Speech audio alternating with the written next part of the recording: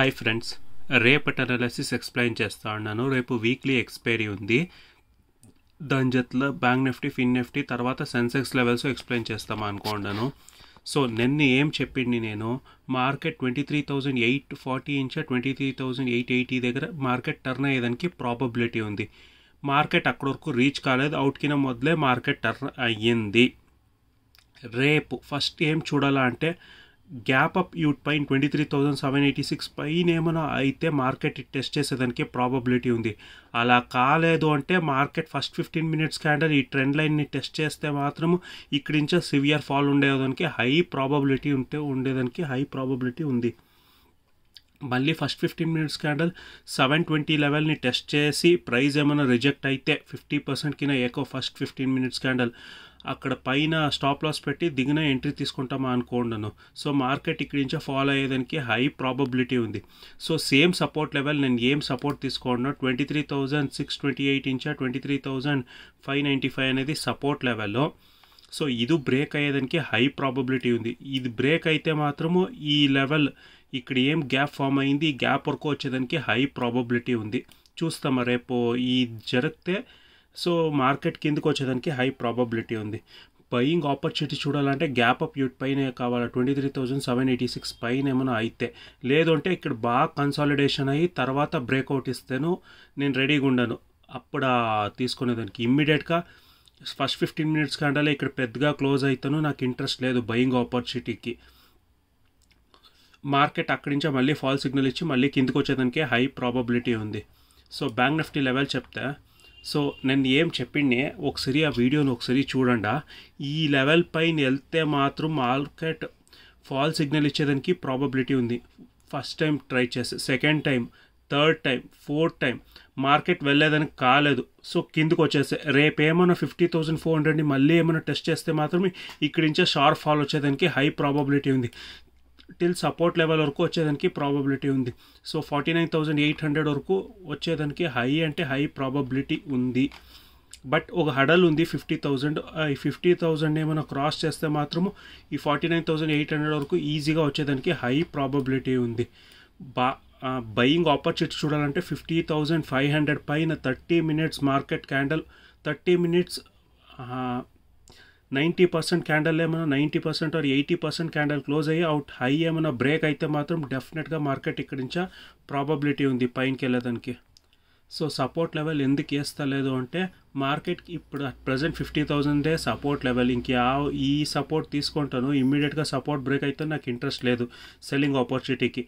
50,400 ఏమైనా first 15 minutes candle ఏమైనా test చేసి ప్రైస్ 50% కింద ఎక్కువ రిజెక్ట్ అయితే పైన స్టాప్ లాస్ పెట్టి కింద ఎంట్రీ తీసుకొని వస్తాను ఈజీగా. అది ఏమైతానో ఓకేనే. సో ప్రైస్ యాక్షన్ నేను చూసి చెప్తా ఉండేది ఇది.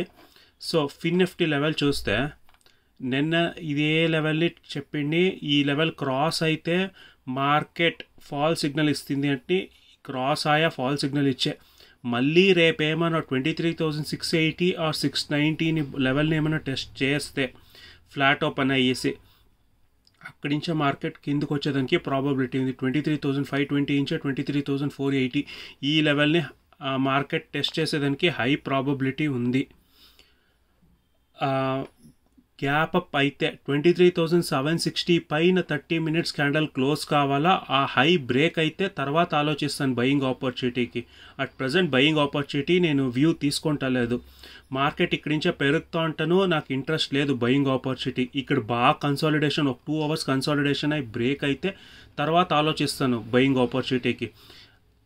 ఇమ్మీడియట్గా ఇక్కడి నుంచే పెరుగుతాను, నాకు ఇంట్రెస్టే లేదు బయింగ్ ఆపర్చునిటీకి. సెల్లింగ్ ఆపర్చునిటీకి వెయిట్ చేస్తామా అనుకోండాను. సో 23,680 దగ్గర ప్రైస్ రిజెక్ట్ అవుతుందా అని చూస్తాను. ప్రైస్ రిజెక్ట్ ఇక్కడి నుంచి ఒక అటెంప్ట్ ఇస్తామా అనుకున్నాను. సో సెన్సెక్స్ లెవెల్ చూస్తే సో సపోర్ట్ లెవెల్ దగ్గర వచ్చి ఉంది. రేపేమో 78,400 లెవెల్ని ఫస్ట్ 15 మినిట్స్ క్యాండల్ ఏమైనా క్లోజ్ అయితే తర్వాత ఆలోచిస్తాను బయింగ్ ఆపర్చునిటీ. ఎందుకంటే ఇది సపోర్ట్ లెవెల్ని టెస్ట్ చేసింది. ఇంక్యాವುದು నిఫ్టీ అయినా కానీ, బ్యాంక్ నిఫ్టీ అయినా కానీ, ఫిన్ నిఫ్టీ అనే సపోర్ట్ లెవెల్ టెస్ట్ కాలేదు. బట్ సెన్సెక్స్ టెస్ట్ అయ్యింది కదా. సో ఈ లెవెల్ బ్రేక్ అయితే తర్వాత ఆలోచిస్తామా బయింగ్ ఆపర్చునిటీ చూస్తామా అనేసి. అన్లెస్ ఇది బ్రేక్ కాకపోతే 30 minutes క్యాండల్ ఇది బ్రేక్ కావాలా, హై బ్రేక్ అయితే తర్వాత ఆలోచిస్తాను బయింగ్ ఆపర్చునిటీ. సపోర్ట్ లెవెల్ ఇమ్మీడియట్గా బ్రేక్ అయితే సో సెల్లింగ్ చూసేదానికి హై ప్రాబబిలిటీ ఉంది. మార్కెట్ ఈజీగా 77,500 వరకు వచ్చేదానికి ప్రాబబిలిటీ ఉంది. అన్లెస్ 77,900 లెవెల్ ఏమైనా బ్రేక్ అయితే మాత్రం ఇక్కడి నుంచి ఇంకా షార్ప్ ఫాల్ వచ్చేదానికి ప్రాబబిలిటీ. ఒక హడల్ ఉంది 77,900. ఇదేమైనా బ్రేక్ అయితే మాత్రం ఇక్కడి నుంచే ఈజీగా 400 పాయింట్స్ని క్యాప్చర్ చేసుకునేదానికి హై ప్రాబబిలిటీ ఉంది. సపోర్ట్ లెవెల్ బ్రేక్ అయితే రేపు అవుట్ లో కింద ఒక అటెంప్ట్ ఇస్తామనుకోండి. బట్ క్యాండల్ సైజ్ వచ్చి ఒక 100 or 50 రేంజ్ ఏమైనా ఉంటే ఆ రేంజ్ ఏమైనా ఉంటే 50% వరకు వచ్చే వరకు నేను వెయిట్ చేస్తాను. సో అంత పెద్ద స్టాప్ లాస్ పెట్టేంత నాకు అయ్యలేదు.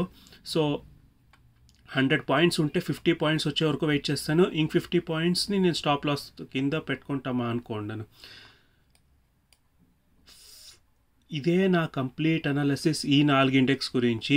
రేపు బయింగ్ ఆపర్చునిటీ వెతకాలంటే డబల్ కన్ఫర్మేషన్ తీసుకొని తర్వాత ఆలోచిస్తే బెటర్.